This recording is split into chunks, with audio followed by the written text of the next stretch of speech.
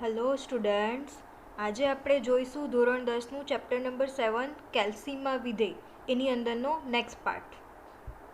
આપણે આ ચેપ્ટરની અંદર આગળ ઘણા બધા વિધેયો જોઈ લીધા છે. હવે આપણે આજે નેક્સ્ટ વિધેય જોવાનું છે ઇફ વિધાન. હવે ઇફનો મિનિંગ જ થાય છે કે કંઈક વસ્તુ હશે, આ વસ્તુ થાય તો આ વસ્તુ થાય તો આ, બરાબર. તો એવી જ રીતે અહીંયા ઇફનો યુઝ થાય છે. તો ઇફ વિધેય શેના માટે વપરાય છે? સૌથી પહેલાં તો નિર્ણય લેવા માટે વપરાય છે. એટલે કે જો આવું વસ્તુ હશે અથવા તો જો આ કન્ડિશન હશે, એ કન્ડિશન સાચી પડશે તો આ વસ્તુ થવું જોઈએ, અને જો એ કન્ડિશન ખોટી પડશે તો આ વસ્તુ થવું જોઈએ. આવું કંઈક નિર્ણય લેવાનું વસ્તુ હોય ત્યારે ઇફ વિધેયનો ઉપયોગ થાય છે. ને અહીંયા ઇફ વિધેયની વાક્ય રચના એટલે કે સિન્ટેક્સ દર્શાવી છે. તો એની વાક્ય રચના શું છે? તો સૌથી પહેલાં તો ફંક્શનનું નામ, ત્યારબાદ બ્રેકેટની અંદર સૌથી પહેલાં શું આવશે? કન્ડિશન આવશે. જે કન્ડિશન પર આપણે ચેક કરાવવાની હશે તે કન્ડિશન. ત્યારબાદ કોમા અથવા તો સેમિકોલન કરીને શું આવશે? ટ્રુ વિધાન. એટલે કે જો તમારી કન્ડિશન સાચી હશે અને ટ્રુ વિધાન તમારે જે પણ પ્રિન્ટ કરાવવું હશે તે, અને ત્યારબાદ કોમા અથવા તો સેમિકોલન કરીને જે ફોલ્સ વિધાન હશે, એટલે કે જો તમારી કન્ડિશન ખોટી પડશે અને તમારે જે પણ વિધાન પ્રિન્ટ કરાવવું હશે તે અહીંયા આવશે, બરાબર. એટલે કે ઇફ વિધાનની અંદર ત્રણ વસ્તુ આવશે. એક તો ટેસ્ટ કન્ડિશન, ત્યારબાદ ટ્રુ સ્ટેટમેન્ટ અને ત્યારબાદ ફોલ્સ સ્ટેટમેન્ટ. હવે અહીં ટેસ્ટ પદાવલી સાચી હશે તો ટ્રુમાં લખેલું વાક્ય પરત થશે, નહીં તો શું પરત થશે? ફોલ્સમાં લખેલું વાક્ય હશે તે આપને જવાબ તરીકે મળશે. હવે આપણે નેક્સ્ટ જોઈએ. વિચારો, એક એક્ઝામ્પલ આપણે સમજીએ. તો A1 સેલની અંદર 6 લખેલો છે અને B1 સેલની અંદર 10 લખેલું છે. હવે આપણે ઇફ કન્ડિશન કંઈક આ રીતે મૂકીએ કે A1 greater than B1, then A1 is greater than, otherwise B1 is greater. હવે આપણે વિચારીએ તો A1ની અંદર શું છે? 6 છે અને B1ની અંદર શું છે? 10 છે. તો આપણી આ કન્ડિશન પ્રમાણે તો એ વસ્તુ ખોટું જ પડે છે, કારણ કે 6 એ 10 કરતાં તો નાની કિંમત છે, મોટી નથી, બરાબર. તો આપણે શું આઉટપુટની અંદર પ્રિન્ટ થવું જોઈએ? તે જે ફોલ્સ સ્ટેટમેન્ટ છે તે પ્રિન્ટ થવું જોઈએ. તો ફોલ્સ સ્ટેટમેન્ટ આપણું શું છે? B1 is greater. તો તમને જવાબ તરીકે શું મળશે? B1 is greater. હવે આ જ રીતે સંબંધક પ્રક્રિયકો ઘણા બધા આપણે યુઝ કરી શકીએ છીએ. શાની અંદર? તો કન્ડિશન મૂકવા માટે. તો કન્ડિશન મૂકવા માટે જેવી રીતે મેં અહીંયા ગ્રેટર ધેન યુઝ કર્યું છે તે જ રીતે તમે equal to, less than, greater than, less than equal to, greater than equal to, આ બધા જ સંબંધિત પ્રક્રિયકોનો યુઝ કરી શકો છો. અને એક્ઝામની અંદર કદાચ આવો ક્વેશ્ચન પણ પૂછાઈ શકે છે કે નીચેનામાંથી કયા કયા સંબંધિત પ્રક્રિયકો છે અથવા તો રિલેશનલ ઓપરેટર છે, બરાબર. તો જે આ બધા કન્ડિશન માટે વપરાય છે તે બધા જ ઓપરેટર કેવા છે? રિલેશનલ ઓપરેટર છે. એટલે કે તમે એમાં કન્ડિશનની અંદર એને યુઝ કરી શકો છો, બરાબર. ચલો હવે આ જ વસ્તુ આપણે થોડું પ્રેક્ટિકલી સમજીએ. ચલો તો મેં અહીંયા હવે થોડા ડેટા પહેલેથી જ એન્ટર કરી દીધા છે અને આપણે હવે શું કરીએ છીએ? તો આ જે સેલ છે A2 અને આ સેલ છે B2.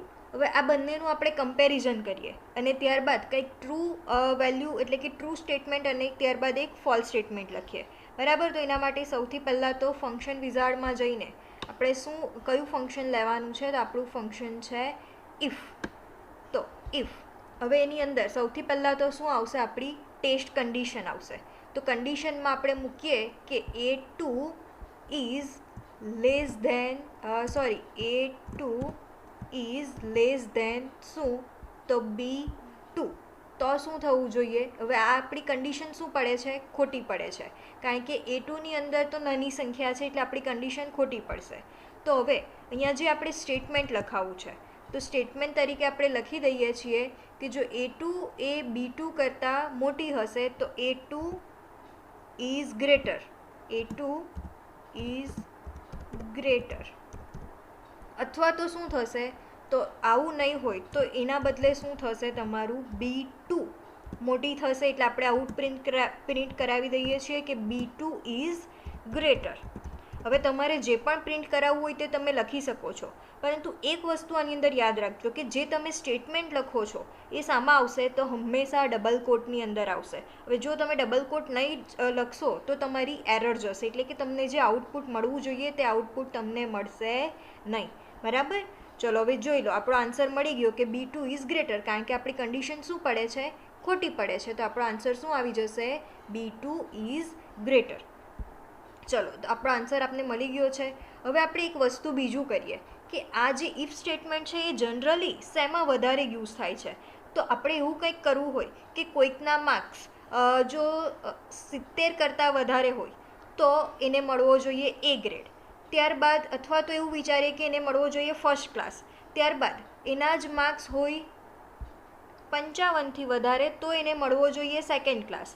અને એ જ રીતે જો એના માર્ક્સ 40 એટલે કે 40 કરતાં વધારે હોય તો તેને મળવો જોઈએ થર્ડ ક્લાસ. અને જો એના માર્ક્સ 40 કરતાં ઓછા હશે તો એને શું મળવું જોઈએ? ફેલ મળવું જોઈએ. આવું આપણે કંઈક કરવું હોય તો એના માટે આપણે જો ઘણા બધા ડેટા હશે તો આપણને બહુ જ બધો ટાઈમ લાગશે એના માટે.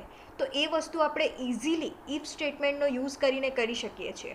જો હવે એ વસ્તુ કઈ રીતે થશે? હવે અહીંયા તો આપણી કન્ડિશન 1 કરતાં વધી ગઈ, તો હવે ઇફ સ્ટેટમેન્ટ કઈ રીતે યુઝ થશે? તો હવે એ જ મેઇન તમારે જોવાનું છે કે જો તમારી કન્ડિશન 1 કરતાં વધારે હશે તો ઇફ સ્ટેટમેન્ટ કઈ રીતે યુઝ થાય છે. બરાબર? તો ચલો આપણે થોડું કરીને જોઈ લઈએ. તો ચલો, સૌથી પહેલાં તો શું કરીએ? તો સૌથી પહેલાં તો આપણે ઇફ ફંક્શન લઈ લઈએ. ચલો, હવે એની અંદર આપણી સૌથી પહેલી કન્ડિશન શું છે? તો માર્ક્સ જો આપણા 70 કરતાં વધારે હશે તો શું મળવો જોઈએ? ફર્સ્ટ ક્લાસ મળવો જોઈએ. એટલે આપણી કન્ડિશન શું થશે? તો હાલમાં આપણા માર્ક્સ ક્યાં છે? B4 સેલની અંદર. એટલે B4 greater than or equal to લઈ લઈએ આપણે સાથે. તો શું થશે? 70 કરતાં વધારે હોય તો તેને શું મળવું જોઈએ? તો તેને મળવો જોઈએ ફર્સ્ટ ક્લાસ. તો એના માટે હું લખી દઉં છું ફર્સ્ટ. અને જો એના માર્ક્સ 70 કરતાં ઓછા હશે તો શું? તો એના માટે તમારે ફરીથી ઇફ સ્ટેટમેન્ટનો યુઝ કરવો પડશે. બરાબર? હવે બીજું આપણી કન્ડિશન કઈ છે? તો બીજી કન્ડિશન છે કે જો એના માર્ક્સ કેટલા કરતાં? તો 55 કરતાં ઓછા હશે તો તેને શું મળવું જોઈએ? તો તેને મળવો જોઈએ સેકન્ડ ક્લાસ. એટલે આપણે આપી દઈએ છીએ ગ્રેટર દેન ઇક્વલ ટુ 55, તો શું મળવું જોઈએ? સેકન્ડ. તો હું લખી દઉં છું સેકન્ડ. અને એ જ રીતે આપણી ત્રીજી કન્ડિશન કઈ છે? તો ત્રીજી કન્ડિશન છે કે જો એના માર્ક્સ 40 કરતાં વધારે હોય તો તેને મળવો જોઈએ થર્ડ ક્લાસ. તો આપણી ત્રીજી કન્ડિશન શું આવશે? B4 greater than equal to 40, તો શું મળવો જોઈએ? એને થર્ડ ક્લાસ મળવો જોઈએ. તો અહીંયા લખી દઉં છું થર્ડ. અને જો એવું પણ ના હોય તો શું થવું જોઈએ? તો એને મળવો જોઈએ ફેલ ક્લાસ. હવે અહીંયા થર્ડની અંદર આપણે ડબલ કોટ નથી કર્યું તો આપણી એરર જશે. એટલે સૌથી પહેલાં તો આપણે ડબલ કોટ કરી દઈએ. અને એ જ રીતે આપણે સેકન્ડમાં પણ ડબલ કોટ નથી કર્યું તો પણ આપણી એરર જશે. એટલે સૌથી પહેલાં તો એ કમ્પ્લીટ કરી દઈએ. ચલો, એ થઈ ગયું છે. હવે શું છે નેક્સ્ટ આપણું? તો જો તમારા માર્ક્સ 40 કરતાં પણ ઓછા હશે તો શું થવું જોઈએ? તો આપને મળવું જોઈએ ફેલ. એટલે હવે વિચારો કઈ રીતે આખું સ્ટેટમેન્ટ બને છે. તો સૌથી પહેલાં તો પહેલી કન્ડિશન, ત્યારબાદ એનો જો પોઝિટિવ આન્સર હશે તો પછી નેગેટિવ આન્સરની અંદર શું કરવાનું છે? તમારે ફરી પાછું ઇફ સ્ટેટમેન્ટ લેવાનું છે. એટલે કે ઇફનું જે ફંક્શન છે એ આપણે ફરી પાછું યુઝ કરવાનું છે. અને બીજી જે કન્ડિશન છે તે મૂકવાની છે. ત્યારબાદ તેનો સાચો આન્સર મૂકવાનો છે. અને ફરી પાછા તેનો જે ફોલ્સ સ્ટેટમેન્ટ છે એની અંદર આપણે ફરી પાછું બીજું ઇફ સ્ટેટમેન્ટ લેવાનું છે. ત્યારબાદ તેનો જે સાચો આન્સર છે તે, અને ત્યારબાદ જે છેલ્લો એક આપણો આન્સર રહેશે તે તમારે લખવાનો છે. એટલે હવે જોઈ લો આપણો જવાબ શું આવે છે? થર્ડ આવે છે. કારણ કે B4 સેલની અંદર આપણા કેટલા માર્ક્સ છે? 45 માર્ક્સ છે.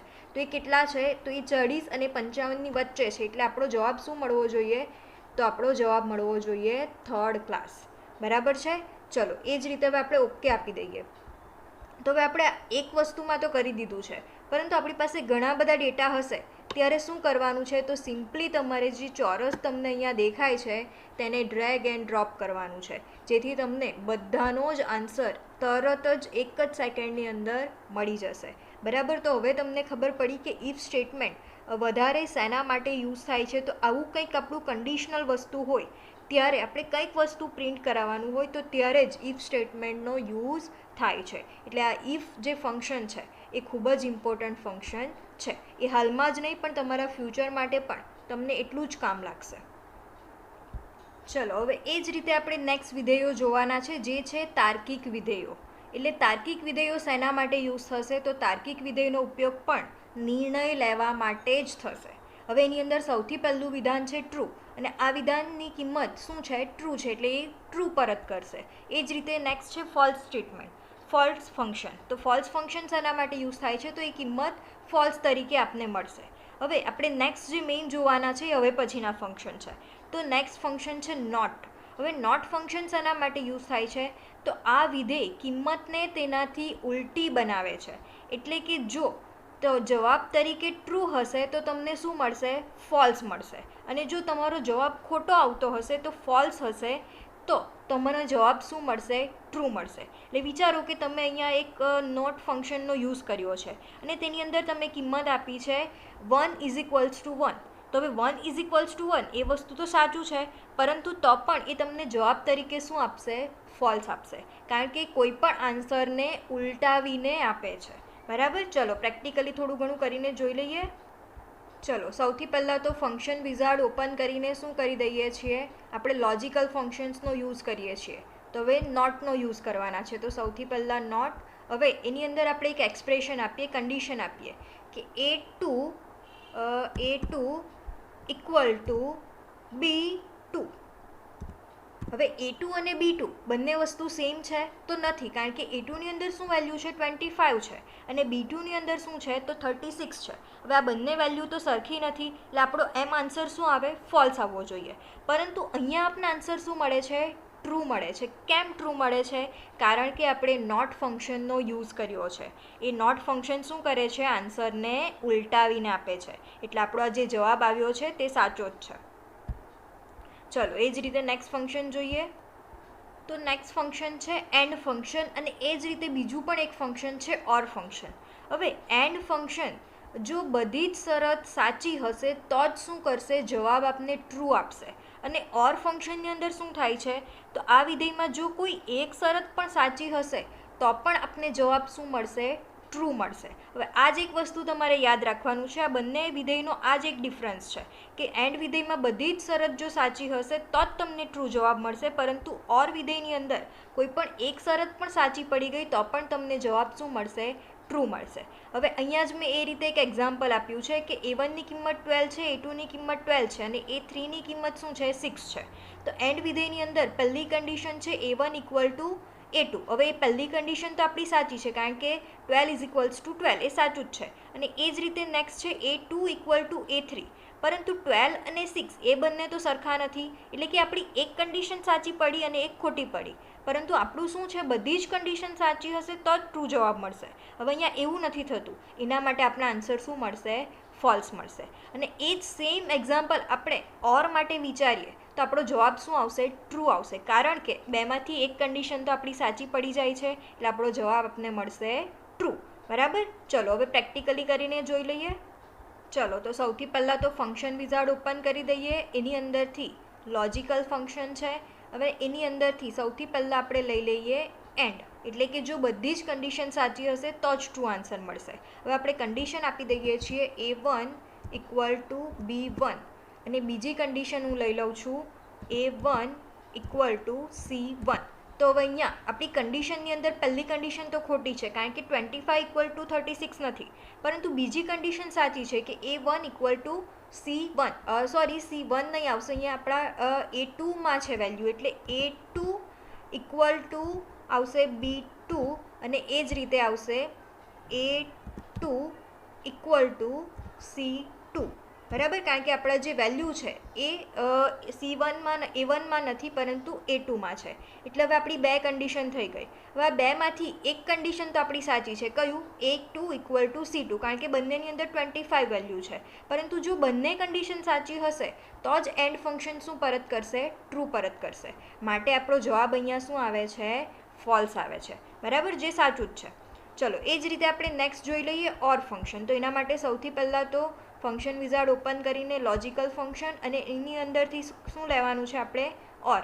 હવે આપણે સેમ જ કન્ડિશન આપીએ કે A2 = B2 અને એ જ રીતે A2 = C2.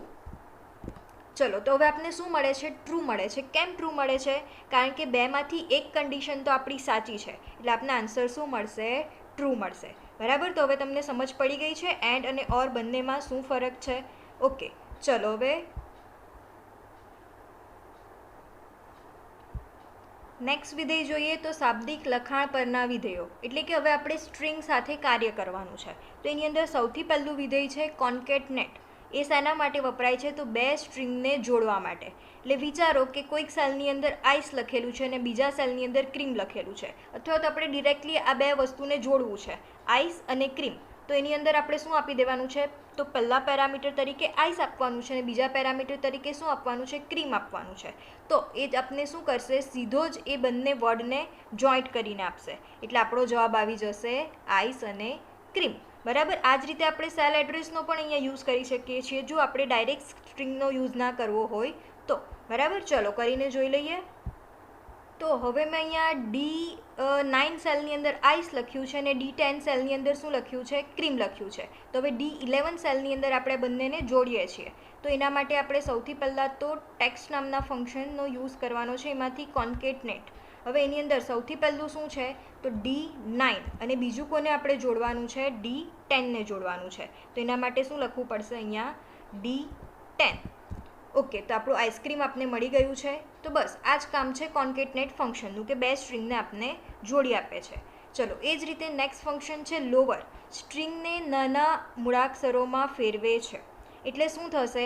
તો તમે કોઈ પણ અહીંયા કેપિટલ વર્ડ્સ આપ્યા હશે સ્ટ્રિંગ તરીકે, તો એને આપને સ્મોલ લેટર્સમાં ફેરવી આપશે. એકદમ સિમ્પલ જ વસ્તુ છે. ચલો, તો એ વસ્તુ પણ આપણે થોડું કરીને જોઈ લઈએ. તો હવે વિચારો કે મેં અહીંયા લખ્યું છે કેપિટલની અંદર કોમ્પ્યુટર. તો આપને એ ફંક્શન શું કરીને આપશે? તો એ આપને સ્મોલમાં ફેરવીને આપશે. તો એના માટે સૌથી પહેલાં તો લઈ લઈએ છે ફંક્શન. એની અંદરથી ટેક્સ્ટ અને એની અંદરથી કયું ફંક્શન છે? આપણું લોવર છે. તો એના માટે આપણું ફંક્શન છે લોવર અને આ આપણો કયો સેલ છે? તો D13 સેલ છે. તો એના માટે શું લખી દઉં છું? અહીંયા D13. હવે તમારે ડાયરેક્ટલી અહીંયા વેલ્યુ આપવી હોય તો તે વસ્તુ પણ પોસિબલ છે. અહીંયા મેં શું કર્યું છે? સેલનો એડ્રેસ યુઝ કર્યું છે.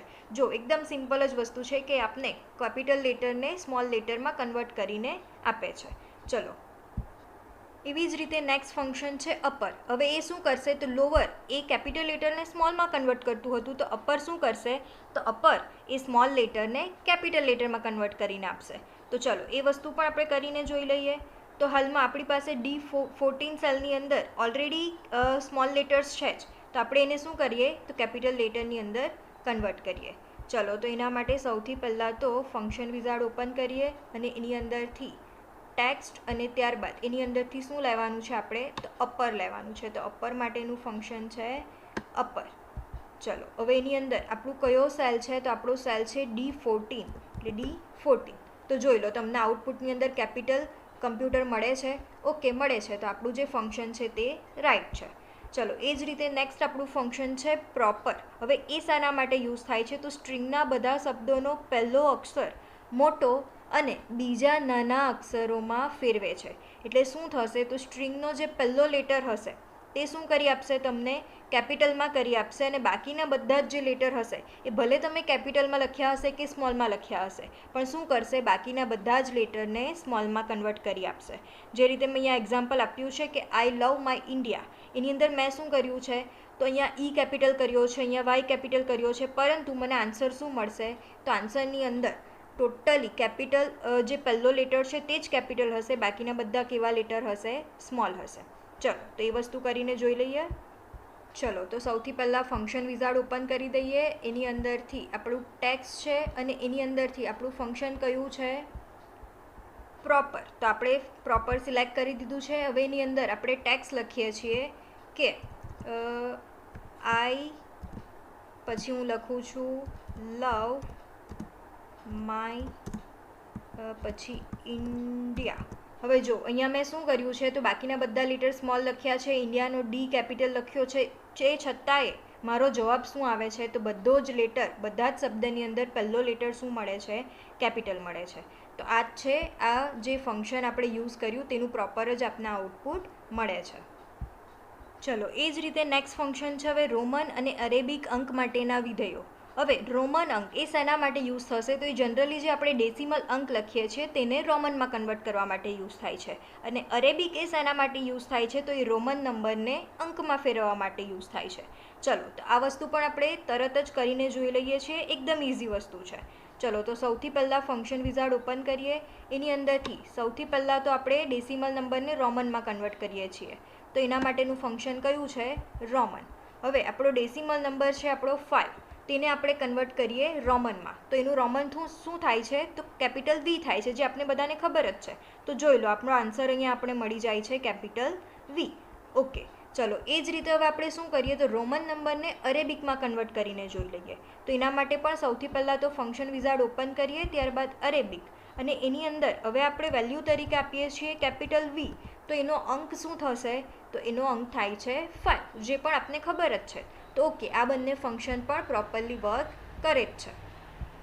તો હવે નેક્સ્ટ જે ફંક્શન છે આપણે નેક્સ્ટ વિડીયોની અંદર જોઈશું. ત્યાં સુધી ગુડ બાય.